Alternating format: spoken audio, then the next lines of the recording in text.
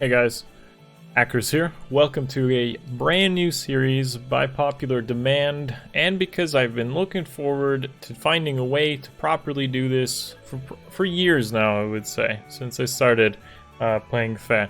And thankfully, due to the way AR lets us test our own defenses, and that my barracks has been rounded out a little bit more to be able to test these sort of things, I can officially put together a brand new series to help you guys learn the intricacies of Fire Emblem Heroes AI, which by the way is 100% predictable, and you can totally overcome almost every scenario with proper execution of understanding how AI works. So what we have here is a sample map for today's pretty much lesson, which is going to be rally traps. I have put the notes on the left side just to kind of summarize what we're going through today, and that is the dancers and how they can totally be obnoxious to, you know, make your ether raids life way too difficult. But anyways, it isn't that difficult as long as you understand how it works. So what we're going to do today is completely overcome the AI, and I'm going to show you the little tricks and intricacies to overcome that. I put together some sample teams, and I put together a sample defense team. So I'm going to walk in with what I feel is the most common mistake that people run into. They have their standard offense composition with, let's say, Noe as their tank. Now, don't get me wrong. This is not a built Noe, okay? It's just a sample. It's a 4-star Noe, but it gets exactly what I'm trying to describe. You know, it's gonna describe exactly what sort of problems you'll run into, or you might trick you into thinking are safe plays when you're playing Ether raids. So my composition, pretty standard. Assume that air is like a bonus unit. Sure thing. You got Kaden here supporting. Noe's like your tank unit, and Azura is like your dancer or support unit, with the double airs needed there for proper Ether raids composition. Now obviously the enemy team is 4 units instead of 6, but I'm just trying to make sure it's as simple as possible for you guys to understand it. I'm going to go through 2 scenarios that are kind of traps. That's why they're called rally traps, and then I'm going to show you the ways to overcome those rally traps. Okay, so this is what I consider to be like the trap. Okay, you look at something like this defense comp. We got a Sylvia here with an armor smasher. We got Hector here. Now watch out, he has boots, but he still doesn't have the same range of Sylvia. You got Deirdre in the back, and the trap is the rally defense res. That is the trap here. And you got Azura all the way on the right, probably not too relevant. So most people would probably look at this scenario and say, well, the dancer's exposed. Sylvia is on the front line here, and she doesn't have, you know, there's no one else that overlaps that range. So I can safely bait Sylvia. We'll find out in a moment why that's not the case. And on the right side, we got Legendary Azura, who again doesn't have any sort of protection. Nothing's in front of her. It looks like a safe bait. So what I'm going to do is I'm going to show you the Sylvia situation, then I'm going to show you the Legendary Azura situation, and why they are traps. And then I'll show you how to overcome them, of course. So, we're just going to set up. Boom. Of course. Boom. Get our ether, because ether is good. Take 1 turn to set up. Go over here. Sure thing. Now we'll make Kaden hop over. Puts the speed res link on Noe. Let's make sure animations are on. Let's go. Now Noe is fully buffed, like super buffed. She's got the attack, defense tactics, speed res link on Kaden. Kitsune Fang is activated, so you got plenty of stats. Even in this 4-star, Noe is going to be totally buffed. We're going to put her up here, not even going to bother with the block. Put Azura beside for some extra defense through Haigoida. Now the effective defense on Noe here is actually pretty high. It's 38 with Haigoida, and with Kaden also buffed, he's providing 6 through his own effect, so this Noe actually has 44 defense. If you look at Sylvia, before even factoring in the weapon triangle, she does 0 damage to this 4-star Noe. She doesn't do any damage. And if you probably might have played a few matches and said to yourself why the dancer doesn't attack when you're baiting it. Well, the simple rule is dancers will choose to attack over using their assist skill, and anyone really, it's not just dancing, but I'm going to focus on dancing. If it's a rally or a dance, as long as a unit does 5 damage, they will not use their assist skill as long as they have an eligible target to attack.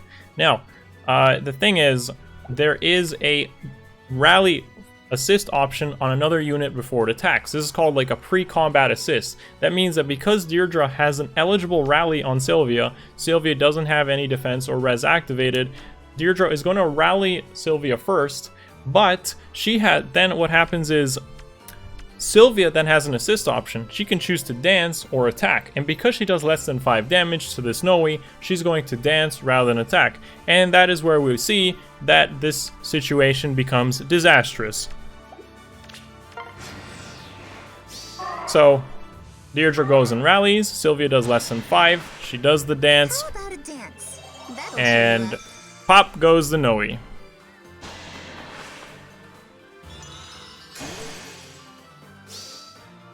I'm sorry.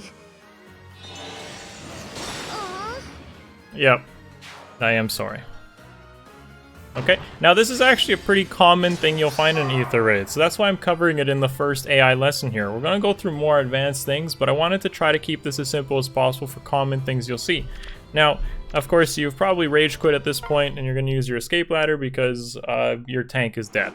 Now, you come into this map again, and you say to yourself, alright, I'm going to bait out Azura. Legendary Azura is free, right? She's totally here, but the same situation pretty much happens because Noe is going to have more resistance than Azura does for 5 damage.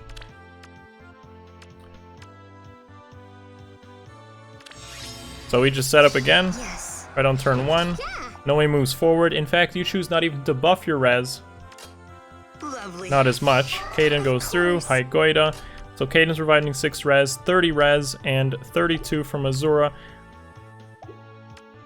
Plus the distant defense brings Noe up to 38 res, which means this Azura does literally 0 damage. Now you notice the fortress defense on A and seal slot. That is intentional because the goal here is you can use this fundamental tip for making a defense team. Lowering the attack on your dancer usually provides the desired result. You get your dancer to dance more often than attack. Now, the thing is, you got to keep in mind the extra buffs that a unit gets. You may have a Versa, you may have chill attack, chill speed and whatnot, and of course there's attack tactic here, so that's going to hit Deirdre because it's a mixed team comp, or prayer wheel which buffs additional things, plus gray waves adding more movement. So as we'll see in a moment, Noe is not safe. Noe is not baiting Azura, and Death's bad caress. things are likely to happen here.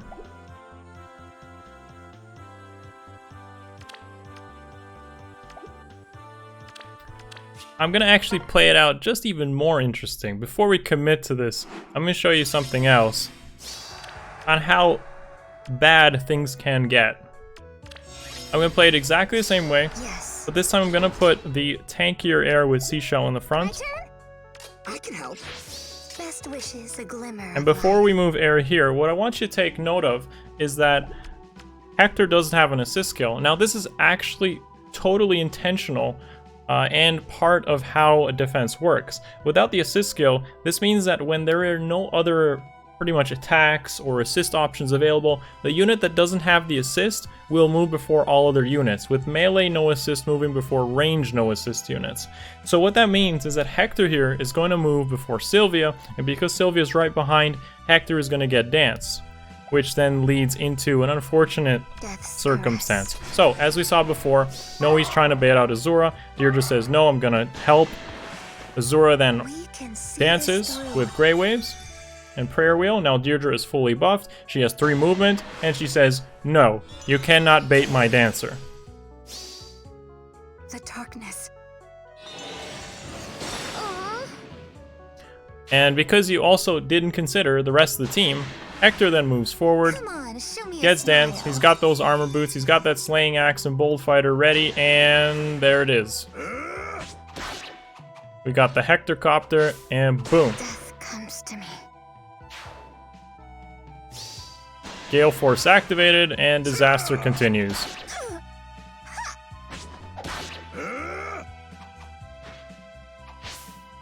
What a start. Yes, indeed. What a start. So, as we see, we get out of here because we just got wiped, and we didn't look out for the other dance units. We didn't consider buffs or the amount of damage a dancer may have when baiting them out. Now this doesn't only apply to dancers. I'm using dancers as the bait subjects because they might look like the easiest things to bait, but this applies to anything.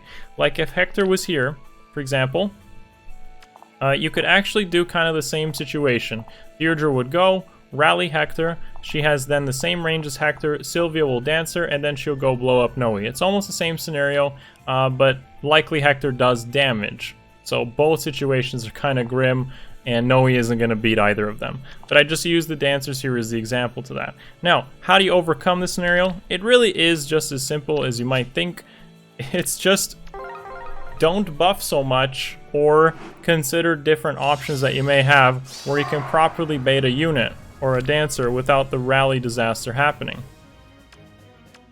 So for example, I'm going to bring in Sad Tiki, and she's gonna get the job done for me. Yes. My head, of course. Me. Sure thing.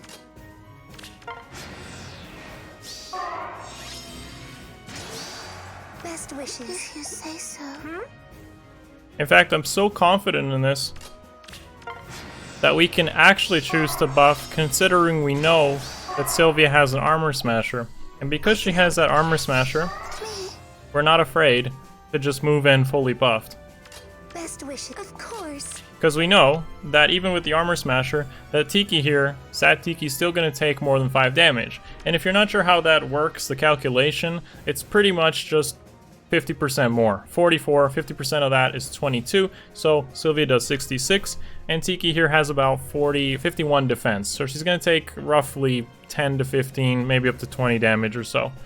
It's just quick calcs. You should take the time to calculate it especially well, but for the sake of moving through the video, I'm not going to do the exact number here. You know, the rally still happens, but since Sylvia does more than 5 damage, she's going to attack rather than dance. And therefore you've prevented your disaster scenario by just making sure you took just enough damage. Come no closer.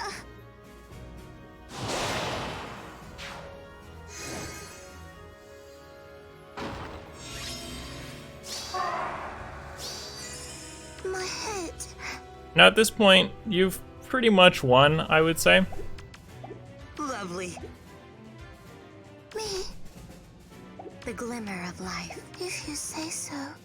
I'm not going to go through the whole thing, but I'm sure we got the win here. You just pretty much clean up the rest of the team. Punish them. Sure thing. Kaden is going to go kill Deirdre, and good things happen. I hope your new year is full of one. I can help. See, we pretty much got the win. So, how do we deal with the right side if we wanted to go through that? Again, simple scenario. Just watch out for Hector getting danced and make sure that Tiki has just enough res to take damage, which as you can see is 31. So if we ended up using Kaden, we wouldn't have a good scenario. We would have the exact same thing happen, and this Tiki would die as well, because you don't want to take a hit from an iceberg quick impulse charge divine naga onto a dragon. We all know that dragons will get slaughtered by dragon slaying units. So what you want to do is make sure that your bait is safe. You're just literally going to break this. Sure thing. Death's caress. My head.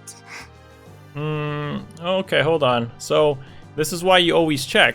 Because of Solitary Dream now being activated, I can't actually bait here since I have 35 res, and Azura has 38 damage. So what I should do is make sure I'm safe, deactivate Solitary Dream, and go through with my play on turn 2. Always double check your plays. Go through it like that, make sure everyone is safe, because we know that Hector is likely going to get danced. Yes, the glimmer of best wishes.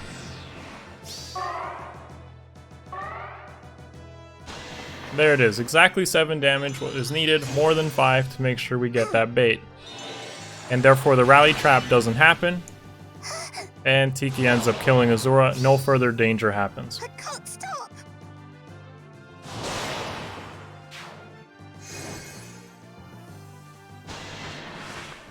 How about a dance. That'll cheer you up.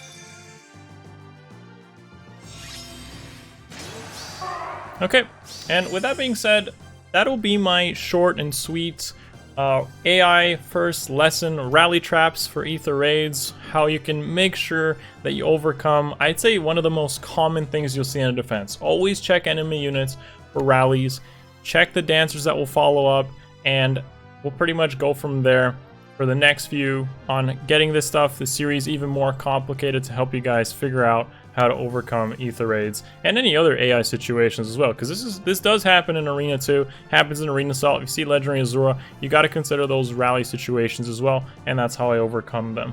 So that being said, thank you so much. Please let me know if you want to in the comments below. Feedback, give me some feedback. Do you like this series? Do you want to see it continue? If there's any suggestions as to situations which confuse you or give you trouble, please let me know. Give me some ideas and I'll cover them in this sort of series going in the future. Thank you so much for watching. Give the video a thumbs up. Subscribe to the channel if you haven't already, and I'll see you guys in the next one. Thank you for watching.